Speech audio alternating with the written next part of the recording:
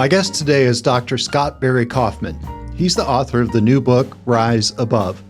I've known Scott as a creativity researcher for over 20 years. I loved his 2016 book that's called Wired to Create, written with Carolyn Gregoire. We're going to talk about his creativity research, and we're also going to discuss his new book, Rise Above. If you like this episode, I hope you'll subscribe to the podcast and like it and share it with other people like you who might enjoy the show. Now here's our interview.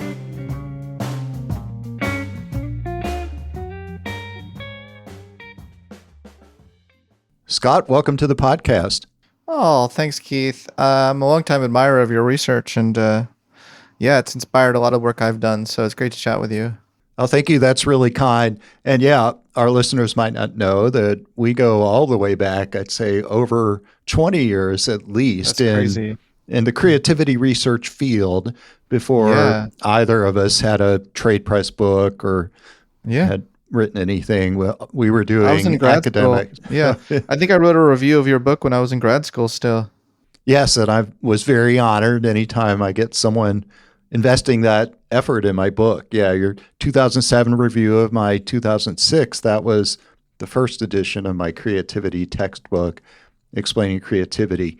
But you have really had a flourishing career, and especially, I'd say, in the last 10 years. I mean, you have been doing an incredible amount of work, and your books have really made an impact on people's lives, I think.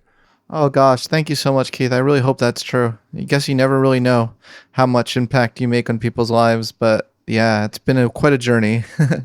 Absolutely. And many of our listeners are going to know that Scott has a very popular podcast.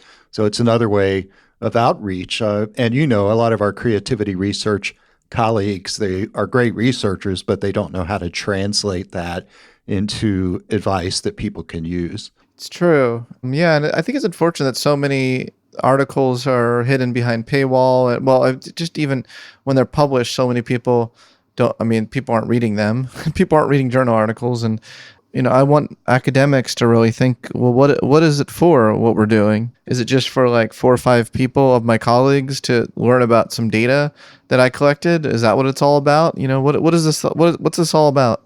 And of course, your latest book, which is called Rise Above in 2025, I want to talk about that a lot too. But first, I wanted to talk about your 2016 book, which is Wired to Create. You wrote with Carolyn Gregoire. Is that how I say her name? I think it's Gregoire. Yeah. Yeah, which really just emerged from a Huffington Post story about 18 tips for how to be creative, and it just went viral. Yeah, it did. That's when I reached out to Carolyn and asked her if she wanted to write a book about it, because people really connected with the idea. I had a quote in that article about how I think creative people have messy minds. She did an interview with me, and it really inspired me to write a whole book with her around that idea that creative mind is a messy mind. As a matter of fact, that's the first thing I typed in my notes for interviews with you. Creative people have messy minds. That's a direct quote from your book. And the next sentence, you say creative people tend to have messy processes. So what do you mean by that? Yeah, both. So when you look at, it's funny. Anything I'm going to say, it already because you're so immersed in the creativity literature. But maybe this will be some new stuff to some of your listeners. But the creative process, like Keith Simonton has shown just how jagged it is, and when he did this really clever analysis of Picasso's artwork and looking to see how early decisions correlated with later decisions, Picasso would remove things and then something would emerge, and he'd be like, oh, now this is the right place to put it back. And so it's just like viewing the whole creative process as this messy sort of non-linear. By messy, I guess I mean non-linear. Yeah, and you and I both know, and like you say, I'm going to ask you questions where I might know the answer, but our listeners might not know. Yeah. But a lot of creativity researchers like to come up with a linear stage model of creativity, and that's where you start your book. You say, no, creativity is not linear, and messy is the opposite of linear. It's not step by step. And you talk about creative people engaging in a rapid switching of thought processes. And you go into some brain research there as well. What do you mean by rapid switching of thought processes? Well, a big part of my it sounds technical, doesn't it? Yeah, it does. When you put it that way. Well, a big part of my PhD dissertation was trying to come up with a new theory of intelligence that appreciated not just conscious thought processing, but also the implicit learning that we get from information and that incubation phase of creativity I think is really underrated, especially in a work environment where it's constant, perform on demand. There really isn't as much appreciation for how the unconscious mind needs time to work on things and to try to and see connections that might be insightful or might be novel. So I think the creative mind benefits from oscillating between mental states. I think that's what creativity needs, in fact. And yeah, our schools and our education system and our workplace environments are not greatly set up for that. The kind of environments you've studied, I think, are more conducive to it.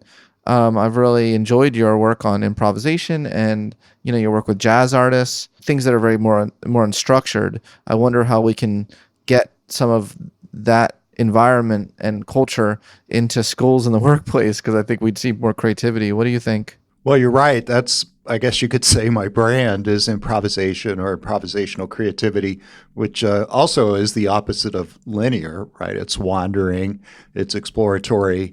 And, you have that as well in your new 2025 book. So there's some connections there. And you talk about something you call the imagination network. And I think, is that what you mean with the title of your book is called Wired to Create? You're talking about the brain's wiring? I guess. I think I mean at multiple levels, but yeah, we start when we're very young with a very open-minded brain that wants to soak in knowledge, soak in information, where the need for exploration, untarnished, is very strong in children. And so I do think we're wired in the sense that that's the way evolution has, or God has has made us, and or God has made us to be.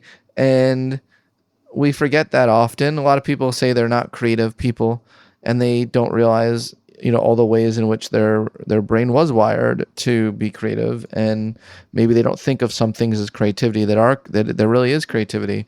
The imagination brain network is the default mode brain network. It's the Right, right. default mode brain network. But what a boring name. I like your imagination network name. I like it. Thank you. Yeah, what a boring name. The default mode network for like the name of a network that is rich with deep imagination and foresight and the ability to mentally project ourselves into the future and do mental simulations. Without that brain network, there's no way we would have had the innovation that we've seen throughout human history. Right. And it's that balance of imagination with, you call it the executive attention network. Yeah. And that goes way back in creativity research, this balance between conscious attention and focused work on the one hand, and then maybe a little bit more aimless or subconscious wandering thought on the other hand. Yeah, for sure. I mean, to give people context, one of my advisors in grad school was Jerome L. Singer, who some people call the father of daydreaming. Ah, okay. How familiar are you with his work? Oh, well, a little bit. And I know that's one of your 10 things highly creative people do differently in your 2016 book is daydreaming. So, yeah, tell us a little bit about that. Daydreaming has gotten a pretty bad reputation throughout the course of the field of psychology. I mean, Freud viewed it as a regressive return to the womb, which I don't even know what that means, but that's what he Right. said. Yeah, Jerome O'Sayer came around. He's like, look, there's a really healthy, normal form of daydreaming that is associated with creativity, associated with social skills. He differentiated it from other kinds of daydreaming styles. So he called it positive constructive daydreaming, which he thought was conducive to creativity. And he distinguished that from guilty, dysphoric daydreaming, where we feel really guilty and about things and constantly ruminate. It's really ruminative. And he also distinguished it from the kind of mind wandering that happens when people diagnosed with ADHD tend to have this kind of poor attentional control. But if we only focus on the negative sides of mind wandering, we can really miss out on positive constructive daydreaming. So I'd like to think of myself as carrying that baton forward a little bit. Well, as a matter of fact, I often think of daydreaming and mind wandering as the same thing, but you made a distinction between them. What's the distinction? There's a really rich literature in the field of psychology on mind wandering, and a lot of it depends on, I feel like, the researchers' biases, so to speak, about, or preconceptions about the value of it. There are researchers who, like Michael Caine, there are researchers who really focus on the negative aspects of mind wandering. And if you go looking for that, you absolutely can find that. You can find that it is associated, with basically, if we just view mind wandering as task unwanted thoughts, thoughts that enter your mind that aren't associated with a particular task that you're engaging in or goal. If we just define it that way, it's not a pleasant experience for people to have unrelated thoughts. Oh, I see. And there are researchers, like I said, Michael Caine, who have done some very rigorous science showing how it's linked to poor attentional control. And I mean, a lot of it comes down to like the researchers' orientation and what they decide they really want to focus on. I mean, there are researchers who are obsessed with studying self-control and self-regulation and executive functioning, and how it's the best things in sliced bread to have high executive functioning. Do you know what I'm saying, Keith? There are researchers that just love that. They love that shit. Like, they're just like all about it. And they tend to be associated with the mindfulness research. Mindfulness scientists tend to love that stuff. And, I've been critical and been like, look, y'all are ignoring the value of spontaneous cognition. What are we trying to do? We're just trying to create mindful zombies who are the opposite of creative. I mean, sure, maybe in some instances that's good, but it's not all there is to humanity. So in my call for broadening the richness and deepness of what it means to be human, I really want to call attention to the potential value of task-unrelated thoughts and the way in which seemingly irrelevant ideas actually can end up being just the insight we needed to move a whole field forward. Well, Are you resonating with any of this? Yeah, absolutely. And well, tell me if this link makes sense. I was just now having a flash to your new 2025 book called Rise Above, and you talk in there about psychological flexibility.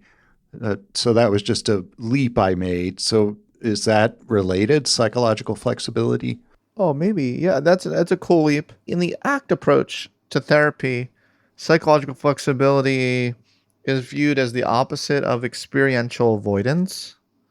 So a lot of people think of experiential avoidance as exactly what it sounds like, being fearful of things that might be challenging or emotions that might be difficult. Researchers have shown that's associated with a whole wide range of negative life outcomes and depression and anxiety.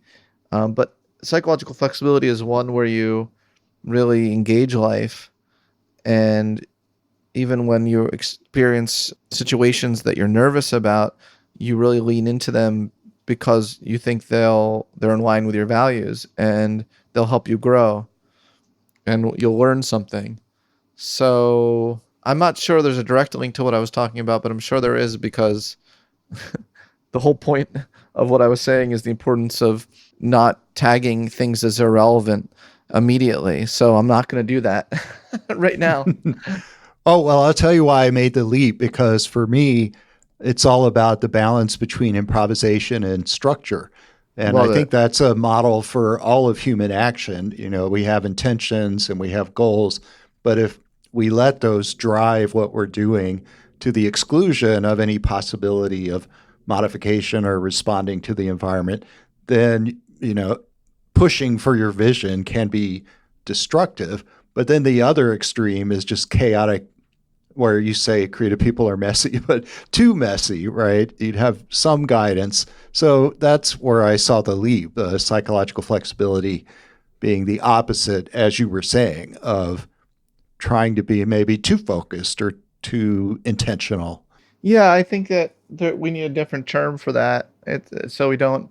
It's not exactly what the ACT people are referring to, but I like this. I like the idea of flexibility. I'm trying to remember how I defined in my dissertation. I had a dual process theory of intelligence, and just trying to remember. I defined intelligence as the dynamic interplay of conscious and unconscious processes, but I think that dynamic interplay, that's what I meant by flexibility, if that makes sense. Yeah, the dynamic interplay between those two, what do you call it, dual Yeah, modes. spontaneous cognition and controlled cognition is how I just made the distinction in my dissertation. Yeah, that sounds like the same thing I'm talking about. Yeah, Or, that's what I'm saying. yeah, Very, very focused or, aligned. yeah, and I was saying, in our email setting this up that we're going to have a mind meld because everything I read in Yeah. both of your books, and, in the past, 10 years, I've been interviewing artists and designers. And just yesterday, I interviewed a New York artist called Steve DeFrank. And half of the things he said are in your new 2025 book, Rise Above, even Oh, though he wow. was talking about the process of creating and learning to create. Wow. Well, that's exciting. Yeah, what is it? Yeah, right at the beginning of Rise Above, I'm looking here at my notes. One goal of your book is to help people develop a more flexible identity, and then who we are is not static. So, yeah, say more about that. What is a flexible identity and how does it help you? Well, in the context of that book, I really wanted to distinguish between having a victim identity where you view everything through the lens of your challenges and your traumas versus having a flexible identity where you see your identity as involving multiple facets, some which are victim oriented, but a lot of aspects of your identity which are positive, growth oriented, and future looking. Like I am an aspiring actress would be an identity that is very different than I was abused when I was 3. Those are different identities. Why can't we hold a complex network of identities within us and create a harmony within them and also not reduce ourselves to the worst that has happened to us? Yeah, I can see that. And it seems like you were saying a general theory of personality or a general theory of identity. And when you say What do you who mean? we are, um, this notion that your identity can be flexible and that you can be multiple, I guess you could say, that we all have more than one type of identity. Yeah, yeah, that's well put. All right. So, yeah, that's one way I would think. And then, another one that I really loved, another point in your 2025 book, you talk about yes and thinking. And, when you come to improvisational theater, yes and is the title of a book by Kelly Leonard of Second City about improv. So, yeah, what do you mean by yes and thinking? Kelly's a really good friend of mine. I don't know if you've come across, have you talked to him personally? Yeah, I just interviewed him last week for this podcast. Wow. Did I not come up as a mutual friend? I didn't mention that I was going to be interviewing you. No, I didn't know that. So, yeah, say more about that. I try to live my life on a very yes and principle there where I link it to what I call the empowerment mindset, which is a mindset where we don't view ourselves solely through the lens of what happened to us, but we don't ignore what has happened to us either. So we validate, yes, a shitty thing happened, and I got this. I have the deep reservoirs of resiliency to move forward with my life with purpose and equanimity. So, yeah, there's a real forward sense of hope involved in yes and. You take whatever's happened and you build on it, and you see what you can learn from it. And this is what you do in improv. I'm a big fan of comedy. You're listening to The Science of Creativity, a podcast about art, design, and invention. If you're enjoying the episode, I hope you'll subscribe to the podcast and rate the show and leave a comment, because it helps people like you find the show. You can find The Science of Creativity on all podcast platforms. So you have to move out of the victim mindset, but still accept what happened to you. So that's saying yes. Yeah. Yeah. And then the and part, yes, and. So how do you get from the yes, it happened to me to the empowerment mindset? It sounds like a big personal challenge. Doesn't get there overnight, and we have to meet people where they are. Sometimes there's a real natural grieving process where there's absolutely nothing wrong with that, to grieve and even need to process a really challenging experience that's happened to you. But I think there should be well, there's no shoulds in life, but encouraging people to have a forward motion in their life where their ruminations become more productive.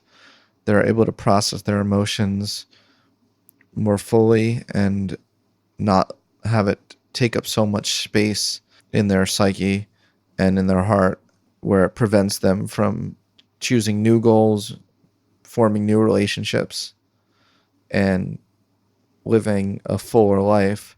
I'm all about having people really move toward the future. There's this real popular idea that the body keeps the score of trauma, and I think that's a victim mindset right there. Oh, say more. I haven't heard that one. What does that mean? The body keeps the score? Oh, wow. You're like the only one in America. It's like been on the New York Times bestseller list for... Yeah. So enlighten me. Of course. Well, there's this idea that trauma is stored in our body and we can't access it through our consciousness, and that it's the cause of so many of our problems, and we act in so many ways that we're not consciously aware of. There is some truth to all that, and I don't want to undermine that. Certainly our body stores stress, and that can be frustrating, but I also want to make people aware that change is possible, transformation is possible, that we can use our conscious mind to rethink through stories that we've told ourselves about our own life and what our potential is and what our possibility is. And it can override our unconscious mind. Yeah, I'm thinking of a psychological truism, and I don't know many of them, but Lucy said this in the Charlie Brown Christmas special, that when she's sitting at her psychotherapist booth where you pay 5 cents, and she says, Charlie Brown, the first step is to acknowledge the problem that you have. So maybe that's being a little facetious. So who would come to this book, Rise Above? Someone would only buy the book if they realized they have a problem. So who do you see being the reader or the purchaser of the book? Everyone. I think everyone has had a challenging event happen in their lives, and everyone wants to move forward with their life with intentionality and purpose and hope. I want to give that to people. I don't like this idea that there are those with a victim mindset here and there are those who don't have a victim mindset over there. I think we all can fall prey throughout the course of our day to mindsets that are less productive and less likely to lead us to the future that we want to live. And there are mindsets that are more conducive to that. You know, it's all part of the creative process as well of life. If you view your whole life as a creative journey, if you view your whole life as a creative process in and of itself, your existence is a creative process.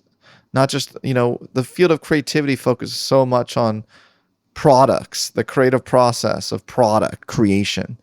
But why can't we look more at the lifespan as a creative process? I don't see that much at the existential level as much as I would like in the creativity field. Well, exactly. That's what I was thinking when I was reading the new book, Rise Above, I was thinking you are talking about a person creating their life, right? Creating the Yes. way through life.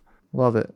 Like, you know what I mean? Like the field of creativity just focuses so much on products. Oh, absolutely. Yeah, as a matter of fact, Steve DeFrank, the artist I mentioned that I had interviewed, and I'm interviewing him about how he teaches first year students in BFA programs of painting. And I said, how do you teach people how to be creative? His first answer was, I need to get them to stop focusing on the result. I don't want them to start to finish. I love that saying, because the beginning painter starts out thinking, here's what I'm going to paint. And then they Yeah. spend the whole process painting. It's like that linear creativity process, right?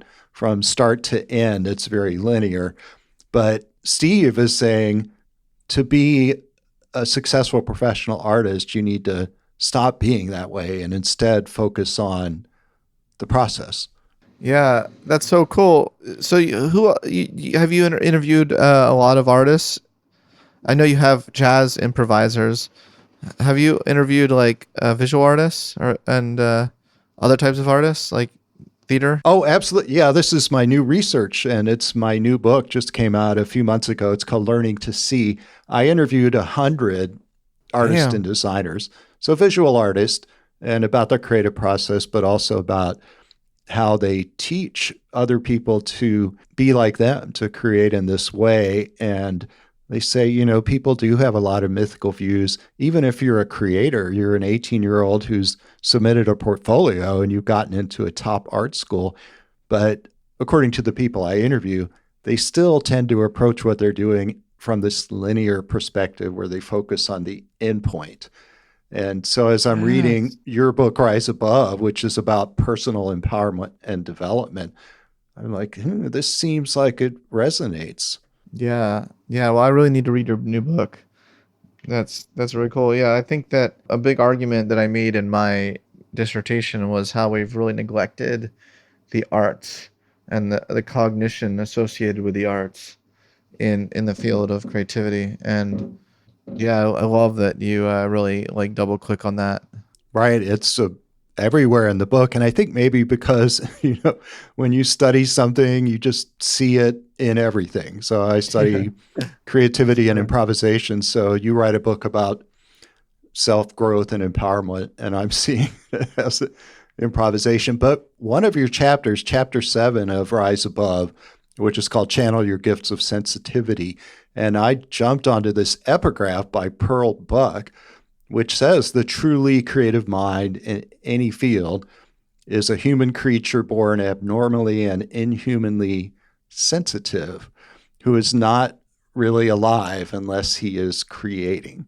Oh, I love that. I'm really, there's a lot there, isn't there? There's the I idea love it. of I'm going to use it. great.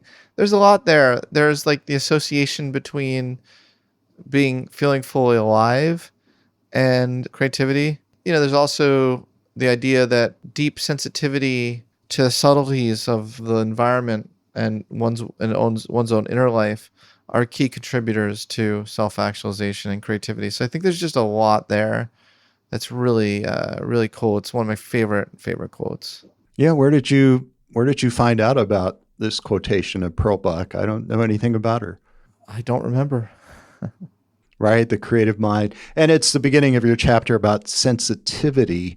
So could you say a little bit about that? What do you mean by sensitivity? People define it in different ways. The highly sensitive person research, pioneered by Elaine Aron, focuses on basically two big five personality traits: neuroticism and openness to experience. And what does the blend of those two traits look like? I reframe that in my book as, I think highly sensitive people are simultaneously open to the world as well as closed to the world at the same time. It creates a paradox. They're so open that they get overwhelmed and they need to retreat because they let everything into their senses. And a lot of it does associate with creativity, but a lot of it is crap. Right. So when you say You know what I'm openness, saying? yeah, openness meaning open to information flowing in from the environment into your brain. Yeah, and your body, embodied cognition as well. And yes, there is a lot of crap out there that you could be letting into your brain. Sure. Because if you have a really open mind, open heart, you're gonna feel other people's pain immediately. You're gonna feel their energy, and that can be really overwhelming, especially if someone's depressed. Oh, I see what you mean. Yeah. So you're maybe empathizing with others. Yeah, that's part of it for sure. And then if you feel it and you I guess that oh, I see, overly sensitive or you have that sensitivity, then you might internalize someone else's issues. Yeah, and also it works with ideas, and you let a lot of you don't really have much barrier between many boundaries in your mind between ideas that most people have. So you say crazy things, and then people treat you crazy. I mean, it's kind of like story of my life. Just I feel awkward constantly because I never know what's going to come out of my mouth. Would you do you want to share an example of that happening? A funny example? Uh, I don't know. sure, I don't know. I'm not qualified as a therapist, so Are I you can't. are you familiar with the phrase "people of color"? Yes. Like it's used a lot as like I guess refer to black people.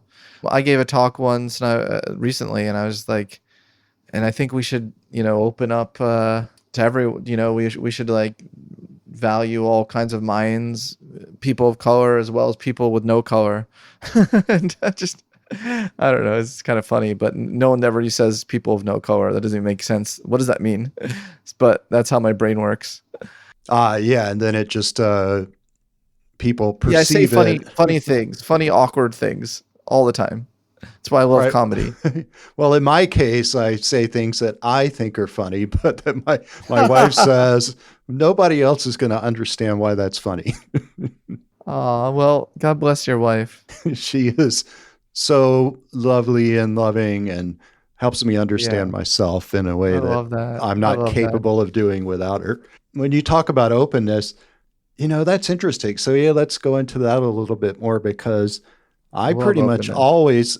always think of openness as a positive thing, that the more stuff you let in your brain, about conceptual combination and metaphorical thinking. So the more stuff you have in the brain, there is more information that you could combine and come up with new ideas. But it sounds like you're saying there's also a downside of being too open. Yeah. Oh, yeah. I mean, people with schizophrenia are too open. They really let so much in that they're not be able to tether themselves to reality at a certain point. I mean, we do need to have our reality monitoring facilities active, not at all times, but sometimes. And yeah, I do think it's possible. There's like the expression, I'm open, but I'm not so open that my brain falls out. Yeah, have you ever heard of that expression? No, I haven't. It's supposed to be funny. That's right.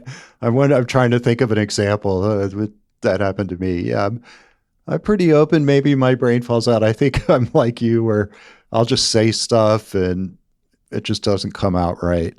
uh, Yeah, I mean, I think that people like sometimes in like the woo-woo spiritual space. I mean, they're like keep an open mind, and it's like, yeah, I'm definitely, but I also like evidence. I don't want to be so open that I just ignore evidence or the lack of fact that there's a lack of evidence for things.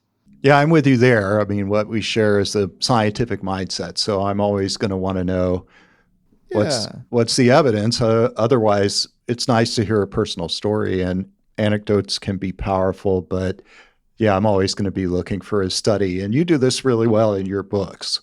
Oh, thank you.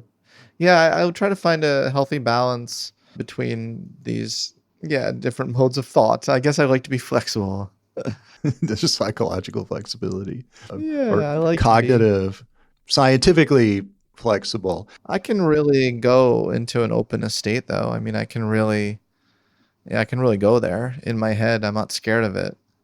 I think a lot of people are scared of, yeah, they corner off areas of their mind, but I don't mind dipping into the sea of madness. I don't have a problem with it.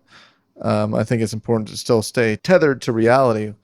And I think that's what differentiates a schizophrenic person from a creative person.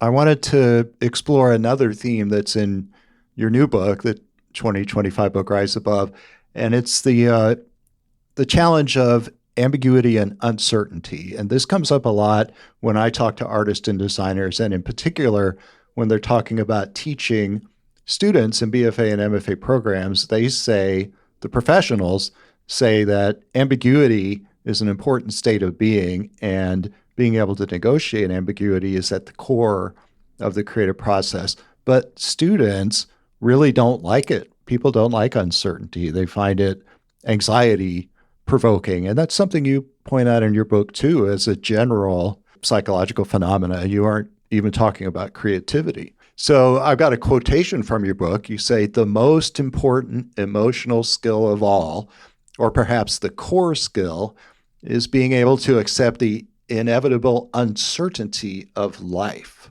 That's a good quote. So yes, how can you help people deal with that uncertainty? Well, a big part of that is life acceptance. I'm really accepting that there are things in life that are givens that we can't control. Uncertainty is one of those things, by the way. I mean, you can't expect that all your plans are going to go as you planned them. You can't accept that it's going to be a linear path from where you want to be to where you want to go. Entropy exists, but also psychological entropy exists. Not just entropy in the world in a physical sense, but also in our consciousness. Things are going to constantly get more and more unpredictable and confusing the more complexity we introduce into our system. That's just the nature of cybernetic organisms, which humans are. A lot of that really comes down to a real acceptance and even embracing the uncertainties of life and the unpredictability of life. I mean, yeah, life is such a wild ride if you just embrace it. And the way I read your book, it sounds like you're saying the solution to that is not to try to make everything more certain. The solution is, and here's another quotation from you, leave space for the not knowing. Yes. I love that. I love that too. Yeah. Did I write that in Rise Above or Wired to Create? Yes, that's in Rise Above. Yeah. In chapter 2. Nice. Nice. Yeah. Very well written book, by the way. I love just how you've written it. That one, yeah, out of all my other books, that one I really put a lot of work into writing for a general audience. Yeah, tried to be pithy. But yeah, I know this is all I still stand by that. Right, pithy, aphoristic, right? Leave space for the not knowing. That should be on your Instagram feed. Yeah. Leave space for the not knowing, and that's very Buddhist of me to say so. There is a lot of Buddhist influence on my writing and my thinking, and just a general surrendering to the unknown is so important. Oh, I think so. Absolutely. Yeah, I can see that in your book. Well, we're nearing the end of our time, and Oh no! I was like, and then there's so many other books of yours we'll talk about. Well, I'll have you back when your next book comes out, but I like to ask guests to provide for our listeners, if you could, some sort of creativity advice or an exercise that people could do in the next week that might help them be more creative. Yes, good question. I think openness to experience is the biggest predictor of creativity. So I think that to the extent to which you can choose activities that you know are going to make you feel uncomfortable, but you're going to learn something, like pick 3 and go for it. And then reflect on it. Write it in your journal, what you learned, what happened, and don't take it personally, whatever happens. Thank you. That's wonderful advice. And thanks, Scott, for joining me. Oh, thank you. Such an honor to be on your show.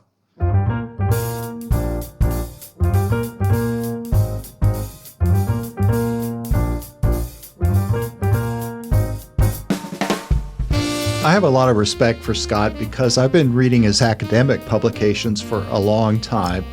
And in this podcast and in his books, he's been able to translate his scientific research into lessons and advice for everyone.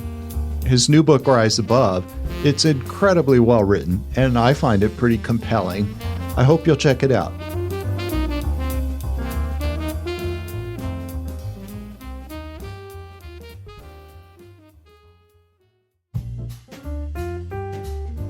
Thank you for listening to The Science of Creativity. If you liked this episode, I hope you'll subscribe to the podcast, and please rate the show because that helps others like you hear about the show. Please write in the comments if you have requests or ideas for future episodes.